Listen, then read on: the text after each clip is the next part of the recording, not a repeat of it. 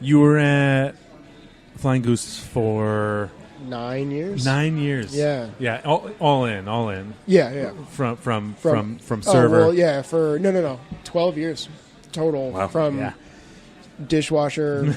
You know the story behind that is I went in for a shift as a dishwasher, worked 2 days as a dishwasher, went in for Saturday as a dishwasher. The waiter didn't show up, so I hopped on waiting. A week later, I was bartending, and 6 months later, I was the brewmaster. So I worked my way from... It could happen to you, everyone listening. Exactly. It's going to happen to you. Whenever anybody asks me, like, oh, how do you get your foot in the door at a brewery? It's like, dumb Show luck, up at the right man. Absolute dumb Just luck. be there. Oh, my gosh. So what was the catalyst for you deciding to leave the brewing portion and come up here? I think Scott and Wes had both approached me about moving up here to either run the beer program or run the bar at that point. So that was on my brain, getting out of the brewing industry because not out of the brewing industry because I wanted to get back in it when I left it. When I left New Hampshire, I wanted to maintain it, but our initial thought here was a brew pub. Mm-hmm. And so Scott and Wes and I had chatted about opening a brew pub. At least this is my memory. And then, so I was to move up. They opened Three Penny, the other side, as kind of this place came open. Let's open it. Let's get this started, and then we'll find a place to we'll establish a name and a brand, find a place to open a brew pub. And then there were 3 different ideas in the town of Montpelier. And during the May flood before Irene, all 3 of which flooded to the point where, we had schematics drawn up for all 3 places. And then walking through town during that May flood, I saw, that would have been my mill. That would have been all of my fermenters. Wow. That would have been, my storage space. That would have been, okay. So we shelved that idea. And I'm still here. And so, I had a couple stints at a couple different breweries up here. And for either an intense fault of my own being loyalty, I've not signed on and or pursued a job with a brewery up here. Yeah. That's all right. Sorry about that. No, it's loose. I don't know what it is that takes me... I don't know. There's one brewery that I really wouldn't have mind working for. It was kind of scary to be 7-8 years out of the game and going back into a very, very professional scientific brewery. Right, especially in a very critical market, too, where, before, when you left it, it was still sort of fledgling, and now it is what it is today, and I totally get that. I forgot what the hop was. I made a joke the other day because of the there was a huge fire at some point in Yakima Valley, and Sam Adams started releasing hops that they had in their contract to smaller brewers of New England, which was an incredible thing for them to do. They didn't have to do that. And I got my hands on something, I forgot it was like HBC 339 or something to that effect. Turned out to be Citra. It turned out, and I got 11 pounds of this thing, and I brewed a single, basically I used to use my ESB as a single hop beer, just because it had the same malt every time. But I got Warrior, Magnum, all of these hops that had just come out that I had never seen before. Right. So I would just single hop my ESB, which was not an ESB, but whatever. And nobody really cared if I changed it up. It was kind of fun. But and I used it all on this one. I was like, it's the best batch I've ever had of this, and then I couldn't make it anymore because I was all.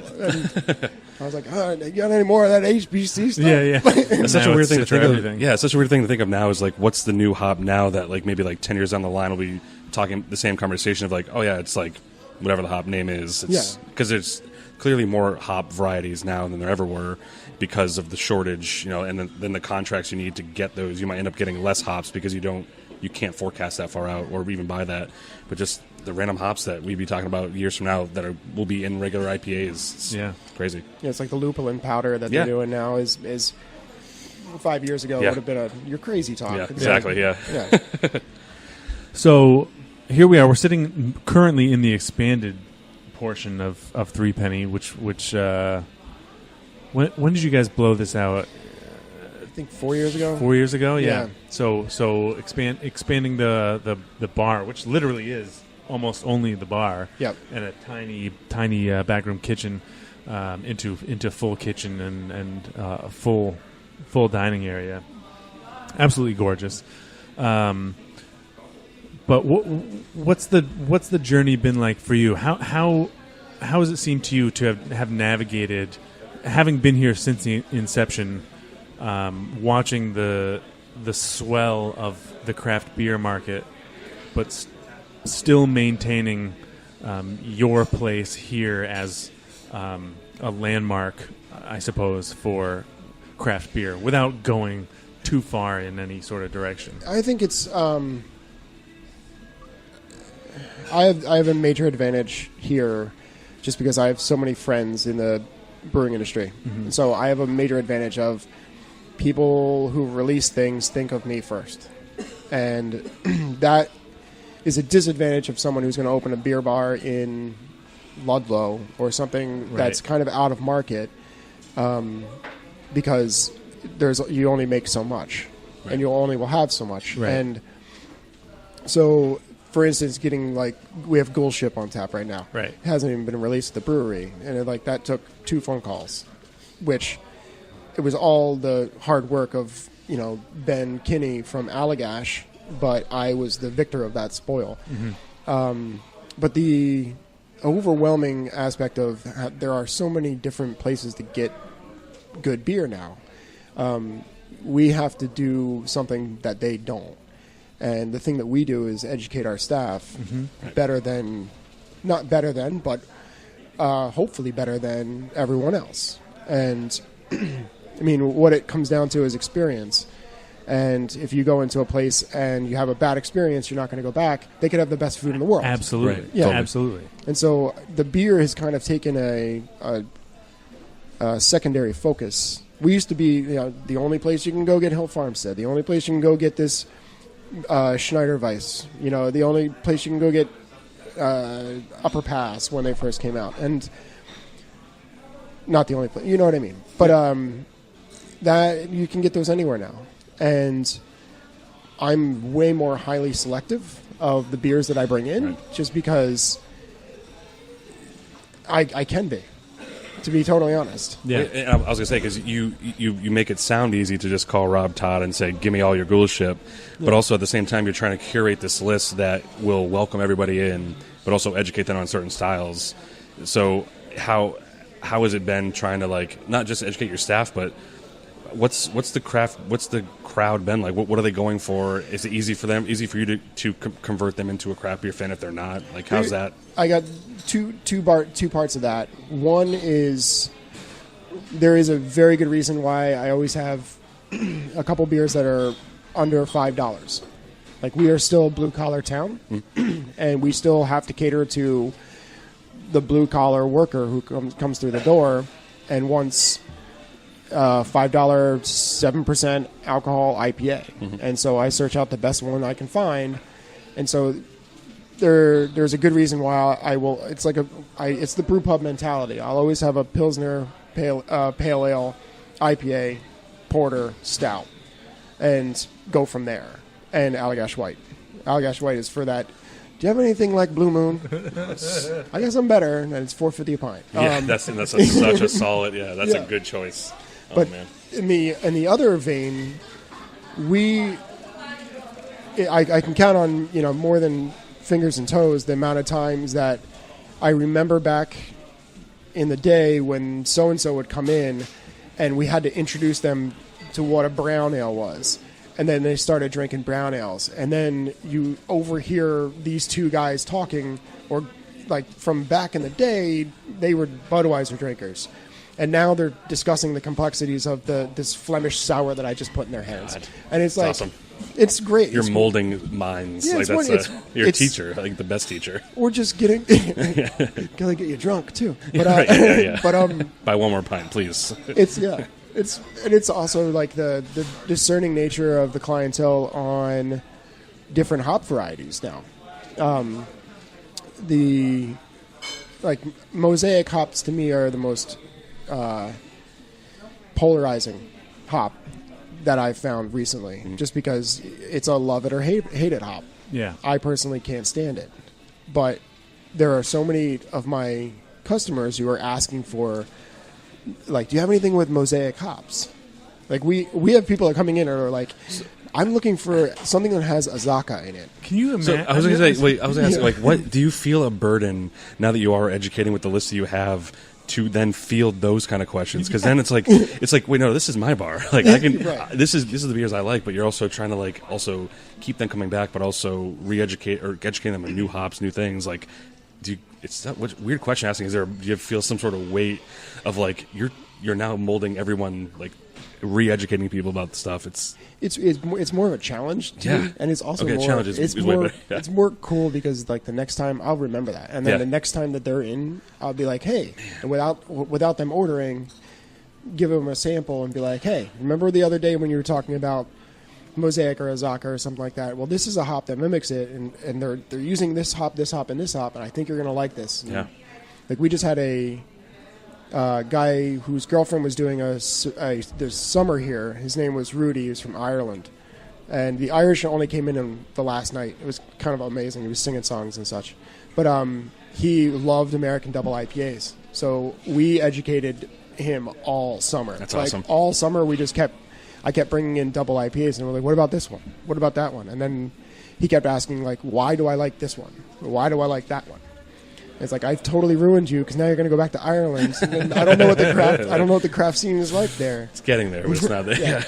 But what you just said seems to me like it's such a testament to this place that your customer base comes in and asks for beer by hop varietal. That's like insane, right? Instead of just coming in here and saying like, a beer like this. Yeah. Or like what IPAs do you have? Yeah. Or like what's the one with the most alcohol? We Which get- is the things I At a beer overhear fest, at the beer. We get- at Hot Bars. We get that a lot too. We get that. Sure, like, sure. What's my most bang for my buck? Right. And it's like, it's always, well, not always. Right now, it's Old Brown Dog because it's 7%. I love it. You keep that on. Always, always have that. I love coming here and see. Oh, there's OBD. Well, Perfect. it's because it is a solid brown. It's like a solid brown that's ale, it, yeah. and it's not $100 a log, and it's not, it's 7%. Yeah. And if I can, I've always said, and the people at Smutty have been my friends ever since, and supporting New Hampshire brewers as well. But I've always said if I can find a better brown ale in the same price point that I can give to my customers, I'll put that one on. Right, so we're looking at November 1st, 2017. So if Exactly. you're listening to this after that and OBD is not on tap, you know why. You found know a why. better brown. So has anyone come in asking for like Motueka? You say we don't, and then they leave, or No. he's drumming a little bit. Yeah, no, No, come back. I guess- we have this New Zealand hop over here. Yeah, I think, and a lot of it has to do with when someone's asking for a specific hop variety, then I just take that as like, I want something tropical. I want something earthy. Right. And like we had somebody who was a while ago who told me that their favorite hop was Simcoe. And I was like, well, that's interesting because rarely do you ever see that as a highlighted hop. Mm-hmm. And I think I sold them on like Finest Kind or something, like super earthy and super like, not vegetal's the wrong word, but something super earthy, bitter, and they went with it and they liked it. But that was the weirdest one of like. Is Simcoe the Capis hop? Yes. Okay. Yeah, Just to make sure for the audience. Simcoe is the cat piss. Yeah, cool. Got it. Yeah. Doesn't mean it's Simcoe bad. and cilantro. Yes. Just brew a beer with those two things. Yeah. Yeah. Call it cat piss. Just making sure. Having spent a lot of time here. What would you say are like? I can't imagine there's much, but what do you find for challenges in this sort of like 2017 beer bar industry? Keeping things fresh, keeping things like I have a really good system for inventory, so all of the beer is like super fresh. I can't imagine they sit for very long. Not for very long at all. Do you guys do a lot of like full? We'll get back to your answer. I'm No, just me fine. jumping on Yeah. a question within a question. But do you do mostly 5-gallon logs, or like do you do a lot of bigger kegs? We do Probably mostly for the stalwarts. For the stalwarts, we do actually mostly 5-gallon kegs. Yeah, Just because we're a direct draw, so everything is sitting under the bar. We don't have a. That's one thing we probably should have done, but we didn't. And we have everything is still under the coolers. yeah. So to save my bartenders' backs, like everything is 5 gallons. We do have a couple, like Hill Farmstead Edward is in 7.75 gallons, like 30 liters. And we have 2 beers that are on tap that are in 50 liter or 15.5s. So so everything's fresh. And plus I have to haul everything downstairs. Right. We have also the benefit of having a root cellar underneath of I us. was just going to ask, what's the downstairs look like? It's- What are we storing down there? It's- Can you give me? I can Roots. take, yeah, roots. I just want to see. roots. Just roots. Mostly Yeah, just beets. roots, yeah. Beats by Dre. So it's like earthy a little bit before. It's beets. Beats by Dre. Wouldn't it be great if Dre got into the organic vegetable market? You'd be a billionaire. Oh wait, he already is. Wait, what's this quick sidebar? Why is there no beet-colored Beats headphones? It's true. All right, next Yeah. question. Sorry, Ben. I didn't mean That's to a interrupt really- this. Beats by No, Dre that's- in beat. Yeah. That is a really good question. Beat red. Beats by Dre, well played. Hopefully, if we mention it I enough- know where he gets some of the humor that he does, and I don't like it. It was all fostered at the same time. Yeah, no, it's all. It was developed. I mean, I want to behind the music on this. So, It's a bunch of great pictures that we could use. but anyway, I cut you off with challenges. And bring people through the door. Like, Sure, yeah, Because yeah. there's so many, like, there's Farmhouse, Dock Ponds, Hatchet, Worthy Burger. There's so many different places. Like, back in 2009, 2010, basically all we had to do is put on Saison DuPont, and people were just like, what is this beer? Yeah. Like, Yeah. what is this you speak of? And now you can go to so many places and get good beer. Like, you can go... I go to Dock Ponds a lot just because the space is really cool, food's pretty good, and the beer list is good. And it's like, okay, that's a place other than here that I can go. Mm-hmm. Back in 2009, this is it. Right. Yeah. And getting people... I mean, that was also the thing is people would drive down from Chittenden County, from Burlington, to come down to here, and now they don't need to leave. Right. And I mean that's a major challenge because you're asking for people's money, Right. and money is something that increasingly is hard fought, and it's hard to make it. And if it's easy to make money, then you have an easier life than I do. Right. But so I want you to spend your money in the wisest investment as possible.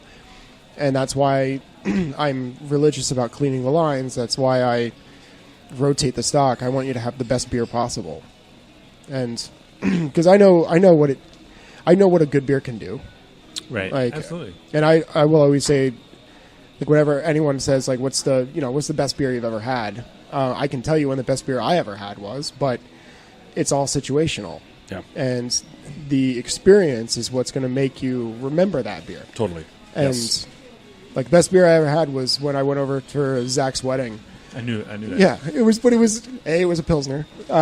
B, like, after how long did it take me to get there? Like 17, 18 hours.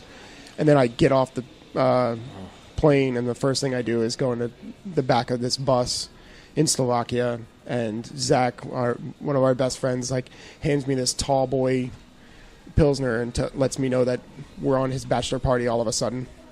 And so, and it was like, and like my first beer of that day in Slovakia, sitting on the back of a bus and I can't tell you what it tasted like, but it was the best beer I've ever so had. awesome. It was just like it's situational though. Yeah, it was yeah. like. But so, and did you? I don't know if I cut you off on this. Your question within a question, but when you had mentioned earlier that you can call people to get the best beer that you can on your list. How do you earn that trust as such like a starting tap house? How did you earn the trust of a Rob Todd or a John Kimmick? Like I think I don't know if I had a lot to do with that. I would imagine my brother had a lot to do with that. My brother's, meaning right off the bat, my brother and Matt are pretty well known in the beer, and sure they are now. At that point, I mean, they had all the right friends, and I think my contribution is my brewing experience, because I know that brewers will know that I am not going to shelve a double IPA. Yeah. And I'm not going to. Right. I'm going to be smart about it, and I know what I'm doing. Yeah. And so I think that is my contribution to the team. Cool. I mean, and we were talking about on the way up here just how collaborative the industry is, but you're taking it kind of like a step in where breweries are collaborating with you or just trusting you with other things, so they'll recommend like, oh, you can get my favorite Allagash of my, like Rob Todd saying, get an Allagash at 3 Penny. Like, it's a cool kind of other alternate universe of beer where brewers are recommending beer bars to go to. Yeah. Yep. But the one thing I've noticed about 3 Penny is that you don't only have the trust of the old schoolers, the Sean Hills, the Lawsons, the Rob Todds, but newer breweries who are like, take Bissell for instance, like totally love and respect you guys and trust and are willing to drive out here to do a tap takeover here, or company trips or wherever. Yeah. You see like a lot of breweries come up here for pass through because they know what's good here. Yeah. 3 Penny has for sure established its mark in being a trustworthy place. Mm-hmm. We have no problem recommending it to anybody, and personally, you've given me a lot of swag over the years, and I wear it all the time. This podcast sponsored by sponsored content. The gigabytes, they cost a lot, so we gotta get. I wore my 3 Penny track jacket to I can't think of the goddamn word. The kid doctor. I keep wanting to say podiatrist. Pediatrician. Thank you. Pediatrician. And he's like, and he just looks at me and goes, Montpelier, right? And I go, hell yeah, brother. Anyway, why is my kid coughing? Just cover it. Hey, listen, stop looking. And while you're figuring that out, what does this look like? But so you mentioned you obviously you have a kind of a dual task of educating your bartenders and servers how to then educate the customer. How do you find the server that cares about hop varietals and cares about the beers they pour? Is that like, you can't just go on LinkedIn and look for someone who's like, hey, I'm into hops, but I just want to pour it. Yeah, we have a very low turnover. Like our staff, we have a great staff, and they're whether or not it's conditioning or whether or not it's their actual desire for it, they all know a hell of a lot about beer, and they all will. They're not going to scoff at me for being like, okay, let's start talking about the difference between. Nice catch. Like let's start talking about the difference between Flanders Oud Bruins and Flanders Reds. Like, and there's not much to talk about. Everyone settle down. All right. Yeah, exactly. We've seen that a lot at the local bars in Portsmouth. Everyone's Everybody's so excited to talk about Flanders. Yeah. This politics? No. Flanders versus sours. It's just okay. You have Belgium, right? Beetle Stones on 3, all right? Right, exactly. Yeah, exactly. Like, but I think the staff. I write, and I try to do it with a lot of humor. I'm a lot funnier when I write than when I speak. Ben can attest to that. Okay, we'll talk later. I think the 3 Penny mailing list can attest to that. Yeah, which I had to stop doing. Our communications. Yes. Yeah. Shark Communicate. No, I didn't knock them. I'm sorry. They're a sponsor of the podcast. Yeah, so- they're sorry. There's a hole over here. Blue Apron, for the record. No kidding. So yeah, right. I paid $50 for this shit. They'll never sponsor us. No, so let's go back to curing the tap list. Something I yeah. something I wanted to say. Get in there, yeah. As far as the new brewers, I definitely have a reputation in the state of Vermont as being kind of an asshole, because You do, or Three Penny does? Okay, gotcha. I personally everybody loves Three Penny and loves to come here, but I've said no so many times to a brewer that is like that comes in and I really want to get my beer on tap. It's like, okay, cool, make good beer, and that's how you get on tap here. Yeah. And I don't want that ever to come off as like a pretension thing or anything like that. But if I had a nickel for the amount of times that I went on trust of, oh yeah, you're telling me that you make great beer, and then I put it on tap and it's subpar. It's like, and then I have to take it off. Yeah. And then I send it back to you. And We're in a time, though, where